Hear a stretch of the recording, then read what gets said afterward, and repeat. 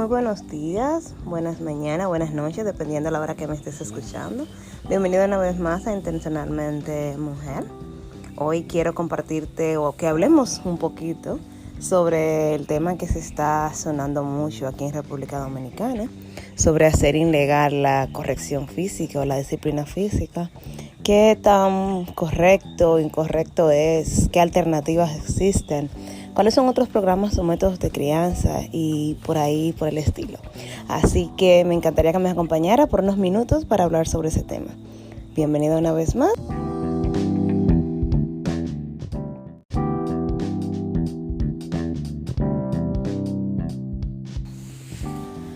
Bueno, en el día de ayer estuve hablando con una de esas amigas que tú sabes que están ahí, aunque no se hablen todos los días, aunque no se hablen todos los años, pero que cada cierto tiempo tienes esas conversaciones profundas o interesantes. Y hablábamos sobre ese tema. Ella vive en Estados Unidos, que es un país que desde hace mucho tiempo ya la ley está funcionando, donde nuestros niños no pueden ser golpeados físicamente, aunque la palabra suena tan fea. Si usamos la palabra normal del patio o dominicana, sería pela, donde no se le puede dar una pela, papá o un chancletacito a los niños. Y ahora que esta ley está comenzando a darse aquí, pues nos crea todo un conjunto de incertidumbres, muchas alegrías por algunos niños que han tenido que vivir abuso y también muchas preocupaciones a aquellas familias que lo aplican de la manera correcta o que no han llegado al tema del abuso. También estuve hablando con otra amiga mía que lamentablemente su infancia no fue tan feliz ni tan bien utilizada el tema de la pela, y ella me dice, me encanta que salga esa ley. Si esa ley hubiese estado cuando yo me crié, quizás no me hubiesen maltratado o golpeado tanto como lo hicieron en mi niñez. Y realmente da mucha pena escuchar todo esto, y sé que quizás para ser positiva, que sé que quizás por ahí es que viene toda esta decisión de los países de evitar o convertir en una forma ilegal la disciplina física. Pero la pregunta es si realmente la ley nos va a evitar los abusos, es una pregunta. Y dos, si realmente la pela es un abuso.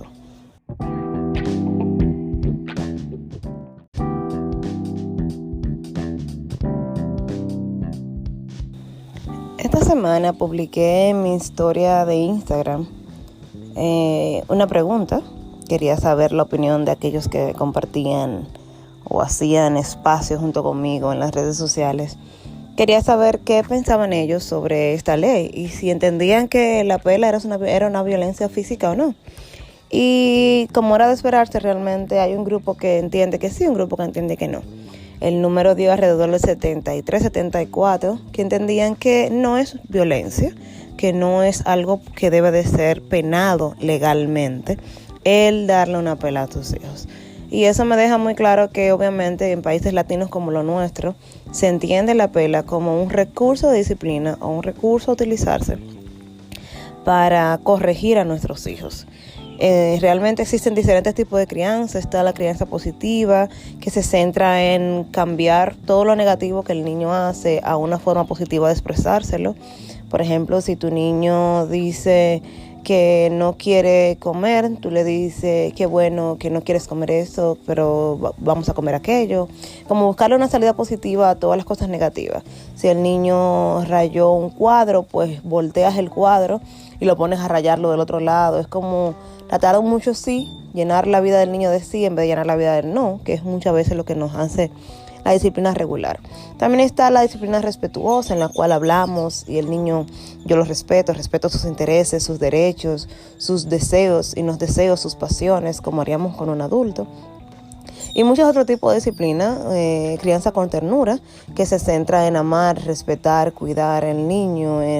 Cuando el niño está haciendo rabieta, yo me pongo en su lugar, yo también lloraría así si fuera un niño y estuviera en situación esta, entonces lo dejo llorar y lo abrazo y lloro con él. Es una disciplina un poquito más, ponte en el lugar del niño y sea un niño. Hay diferentes tipos de crianza. Lo único que esas crianzas me preocupa un poco es que están hechas con un estándar y asumen que con esta reacción o esta actitud o esta palabra yo puedo trabajar todos los niños del mundo. Digamos que respondiendo sí o cambiando el no por un sí, cada vez que un niño hace algo, me fue a funcionar. Y eso me lleva a entender como que todos los niños son iguales y que yo podía manejar a todos los niños en la misma forma. Y creo que no es correcto, ya que cada niño es un individuo aparte, con características, capacidades intelectuales, temperamentos diferentes. Y creo que cada niño necesita un conjunto de reglas o una forma de vida más asociada a su personalidad. Algún tipo de balance entre esas reglas creo que sería una mejor alternativa.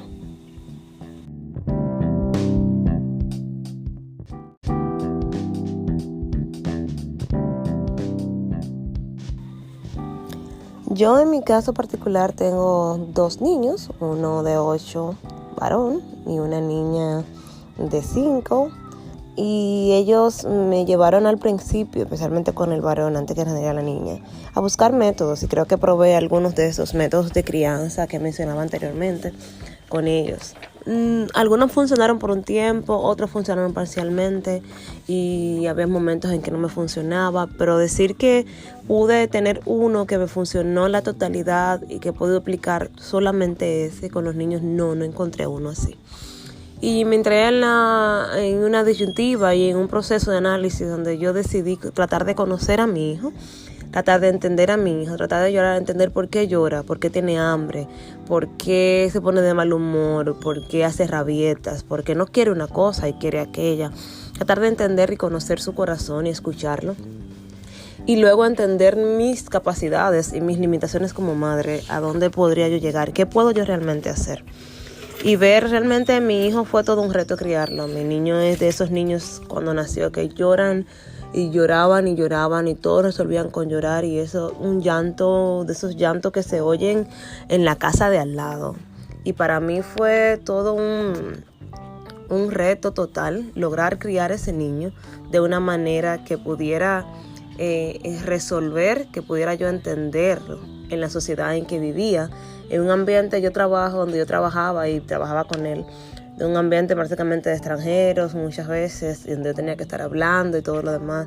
Y yo tener que estar hablando con un niño que está voceándote y que no te quiere entender, fue todo un sacrificio para mí poder lograrlo. Así que yo tuve que darme literalmente la tarea de entender por qué lloraba, qué lo hacía llorar. Realmente no me funcionaba ninguno de los otros métodos a la perfección, porque respetar sus gritos y decir está bien, déjalo llorar, no funcionaba en medio de una reunión, porque yo trabajo con mis hijos. Entonces yo tuve que encontrar la manera de hacerlo creer, hacerlo entender, hacerlo criarse. Así que en ese proceso creo que yo misma creé una forma de crianza, la cual yo le llamo una crianza intencional.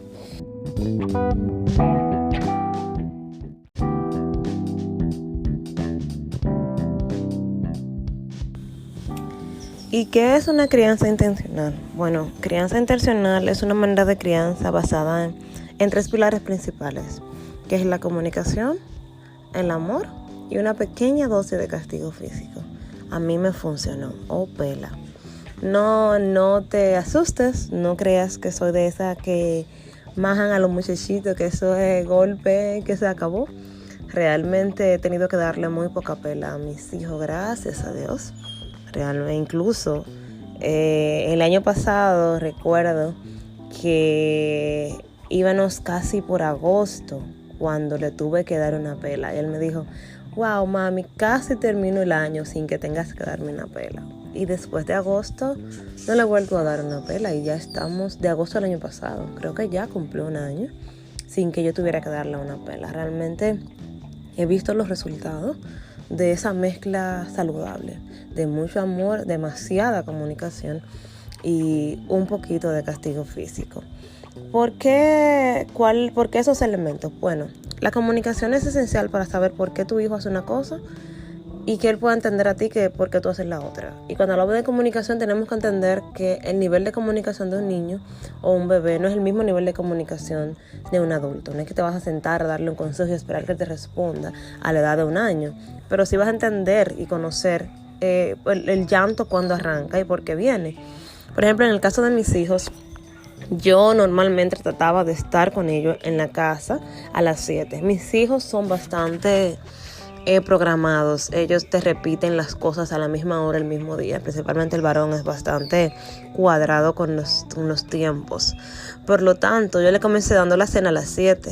Si yo a las 7 de la noche no le estaba dando esa cena, su humor cambiaba, sus características cambiaban y cualquier cosa lo hacía llorar, cualquier cosa lo hacía sentirse incómodo y despertar ese llanto que les mencionaba anteriormente.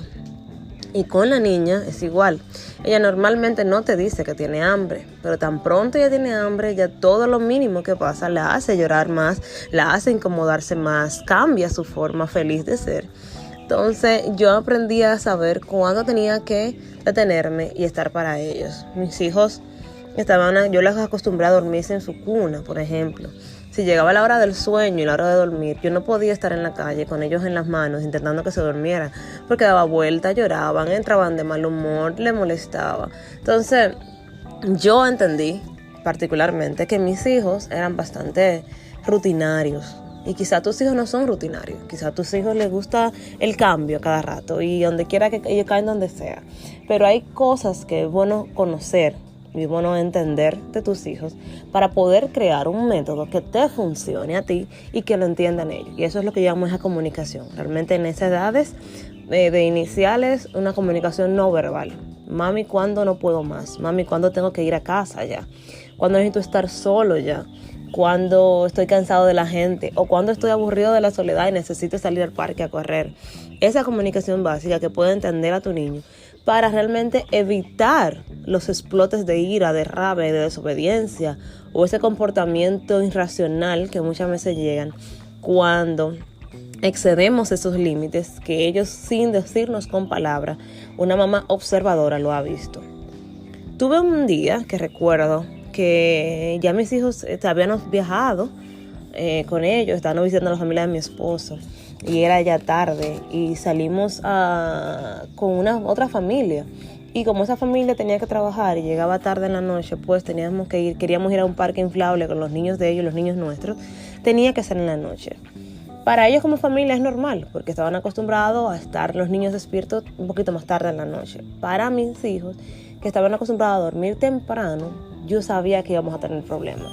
Pero jamás me esperaba el nivel de problemas que me dio ese parque. A ellos les encantó el parque, pero mientras más emocionados estaban, más incontrolables e indisciplinados se portaban. Ese día mi hijo, especialmente el varón, que era el que estaba más grandecito, porque la pequeña como estaba más chiquita, la meto en su corral y ahí está tranquila. Pero el más grandecito estaba tan incontrolable, tan fuera de sí, que ese niño me hizo unas rabietas por no irse del parque que yo nunca la había visto. Incluso creo que hasta me tiró a morder ese día, cosa que mis hijos nunca en la vida han hecho. Pero yo lo llevé a ese límite por no entender su lenguaje de comunicación. Yo salí para el parque con él ya casi durmiéndose, con él muy cansado. Y en el caso de mis hijos, cuando están muy cansados, se ponen hiperactivos y un poquito malhumorados. Quizás tus hijos cuando están cansados, pues se duermen. Cuando están cansados ya no pueden más. Es el caso típico de la niña de las flores que va a la boda, pero está cansada porque el día entero la han tenido maquillando, arreglando, peinándola. Y cuando llega la hora de llevar las flores, no quiere caminar, está cansada, tiene esa cara de aburrida. Y la gente ríete, pero no, el lenguaje de tu niño sabe que si la tienes el día entero en actividad, cuando llega la hora de desfilar, ya va a estar cansada. Entonces, es entender la comunicación no verbal de tu hijo, entender cómo habla tu hijo, cómo se comporta, qué cosas entiende, qué cosas no entiende, qué cosas le gustan, qué cosas no le gustan, para evitar que lleguemos a esos casos extremos de rabietas o de mal humor. Pero ¿qué pasa cuando esos casos se dan? Cuando llega la rabieta, cuando llega el mal humor. Yo tengo que amarlo y entender que también es parte de mi culpa lo que está sucediendo y tratar de darle todo mi amor para que bajemos eso. Y en caso de ser necesario, de que mi hijo quizás no fue por una falta de comunicación, sino una conducta aprendida, o hay un fallo que dio sin entender, o necesito que cambie una conducta adecuada. Y quizás ya hablamos de, mira, no no le dejes a tu hermana, no le dejes a tu hermano, no le dejes a tu hermano. Ya hemos hablado de eso. Pues entonces necesitamos un recordatorio, algo que lo lleve a recordar que no debe darle a tu hermano. Y entonces ahí viene la pregunta, ¿cómo le hago recordar a una niña de 4 años que no le dé a su hermano?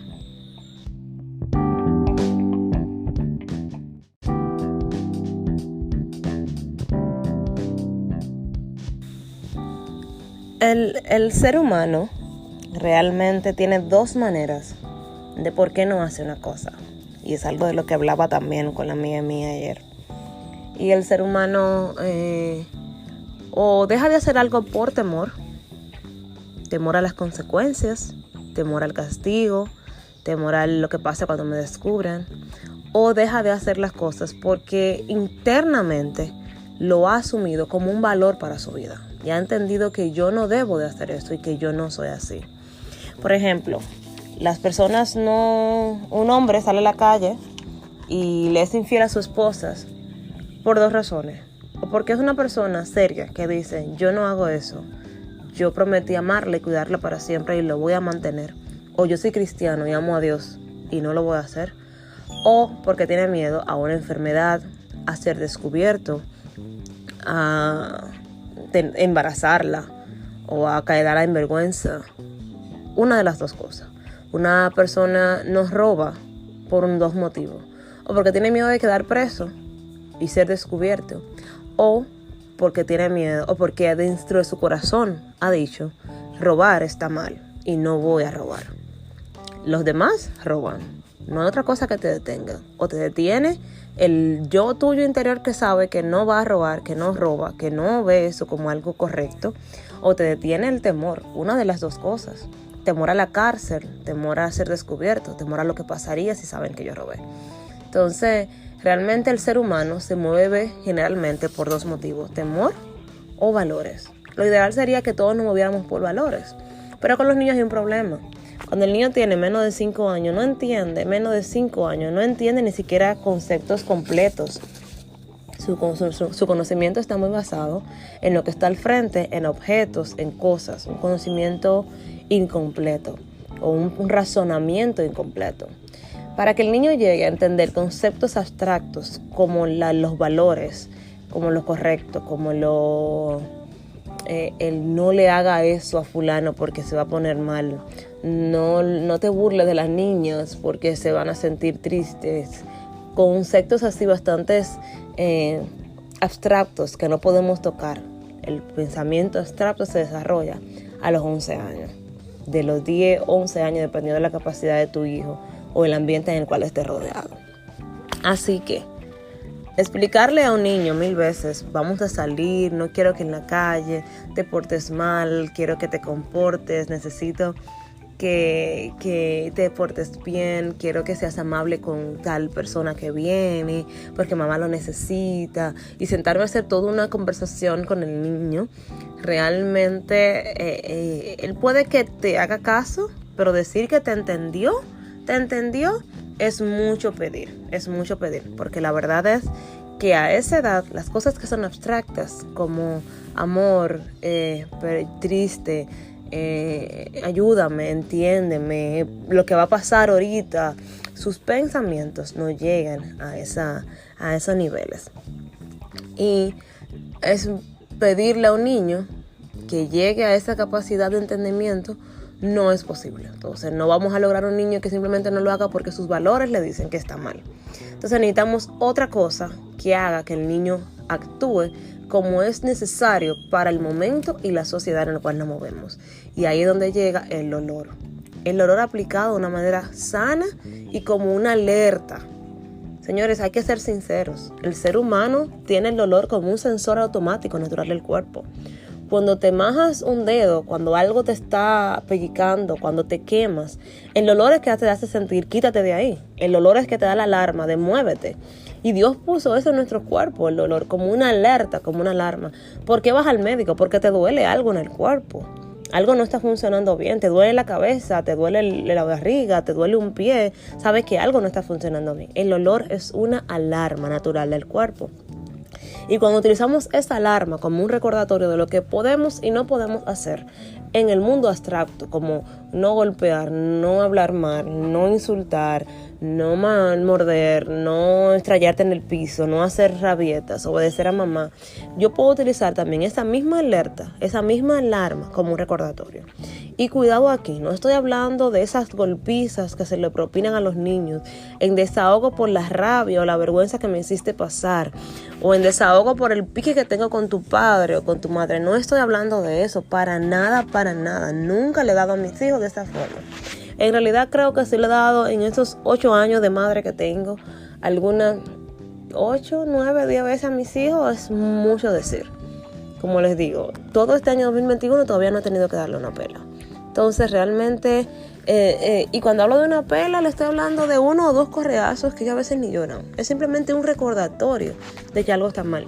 Cuando estaban pequeños, simplemente quizá apretarle la mano un poquito, o apretarle el oído un poquito, o quitarme la correa y darle un fuetazo con la correa. Es simplemente yo quiero hacer una marca de dolor que les recuerde que lo que hicieron no está bien, para que cuando vayan a hacerlo, el dolor o la alerta del dolor le haga recordar que no debe de hacerse. No sé si me estoy dando a entender, no quiero ser malinterpretada con esta información, pero usamos el dolor y el cuerpo lo usa como una alarma o una alerta que nos recuerda: no pongan la mano en la estufa cuando está prendida porque quema. Si no fuera por esa alerta, vemos las ampollas subir y seguiríamos con las manos ahí. El ser humano está hecho para aprender con el dolor, para recordar qué no hacer y qué sí hacer a través del dolor.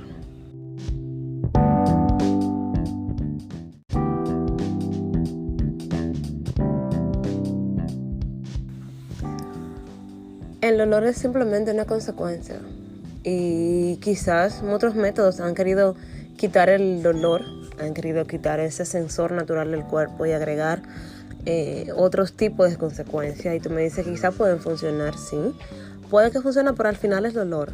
Cuando decimos, lo único que estamos cambiando es el dolor físico por el dolor emocional. Cuando yo le digo a mi hijo: tienes un tiempo fuera, vete a tu cuarto, y lo tranco ahí y lo dejo solo, le estoy agregando soledad. Y la soledad también es un dolor emocional. Cuando le digo: no te voy a dar, no tienes tablet todo el día porque hiciste esto o aquello, le estoy agregando un dolor. No llora cuando le decimos eso. Lo que pasa es que el dolor es emocional, y por lo menos me siento menos culpable. A veces esta sociedad lo que quiere es no ver, y lo que no veo no lo siento, pero al final es dolor lo que estamos haciendo. Es tratando de, si yo te castigara a ti, y tú me dices: pero si tú quisieras que alguien te dé una pela a ti cada vez que te haga algo malo. No, pero cada vez que yo hago algo malo tengo también mis consecuencias. Tampoco yo quisiera que cada vez que yo hiciera algo malo mi esposo me quite el celular por un día. Tampoco quisiera eso, ¿verdad que no? Entonces al final es una consecuencia que duele. O lo hacemos la natural que el Dios nos dio, que es la del dolor, o usamos las emocionales, que también son consecuencias y también nos va a traer dolor. Al final necesitamos agregarle al niño una consecuencia cuando hace algo malo, para que recuerde por el dolor mismo no volver a hacerlo, hasta que llegue a la edad de que podamos sentar y razonar con ellos y ellos entender el razonamiento. Entonces con el tiempo eso se va dando, pero necesitamos crear las bases de lo que es correcto e incorrecto en la edad temprana. Mientras más temprano comenzamos, mejor nos sales. Hermosa, bella, preciosa, sé que estás haciendo todo lo posible por crear a tus hijos. Y si llegaste hasta aquí escuchando mi voz, es porque de verdad estás interesada en criar tus niños de manera correcta. Oro para que Dios te dé muchísima sabiduría, especialmente en esta nueva temporada que crece en nuestro país, en el cual, y el mundo en general, en el cual el castigo físico ya no es permitido o no es legalmente aceptado, y que Dios nos dé la sabiduría. En mi caso, gracias a Dios, creo que ya no lo necesito, porque realmente he sentado las bases necesarias con mis hijos. Yo puedo sentarme a hablar con ellos ya, ellos me entienden, aún todavía no están en el nivel de entender correctamente los pensamientos abstractos, pero están ya totalmente entrenados con el tema de consecuencias, y ya saben qué cosas sí hacer, qué cosas no hacer, y confían en mi voz, en mi palabra, por el amor y la comunicación que hemos construido. Así que, mi amor, aunque quizás no entiendas mucho qué método usar, lo básico que te recomiendo es poder comunicarte con tus hijos. Si están muy pequeños para entender lo que dicen, o creer en lo que dicen, o estar claro con lo que dicen, pues vamos a mirarlo, a observarlo, a saber qué hacen, qué no hacen, qué les gusta, qué no les gusta. Y soñar con ellos, qué yo quiero lograr con mis hijos, a dónde quiero ver yo a mis hijos llegar. Y con toda esa información, críale con todo el amor del mundo y con toda la firmeza que tú necesites criarlo. Recordando siempre que la pela no es violencia, pero la violencia en la pela sí existe y es posible. Se les quiere mucho, que Dios les dé muchísima sabiduría. Recuerda siempre en nuestro blog, tenemos información más ampliada sobre esto, intencionalmentereve.com, y allá encontrarás más artículos sobre crianza.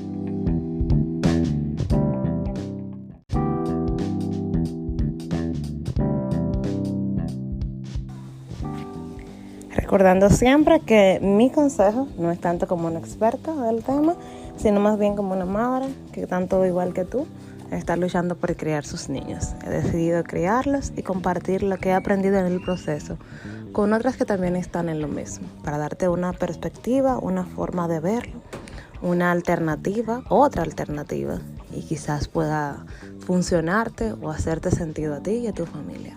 Así que mil gracias otra vez más por estar aquí y por acompañarnos en Intencionalmente Mujer. Hasta la próxima.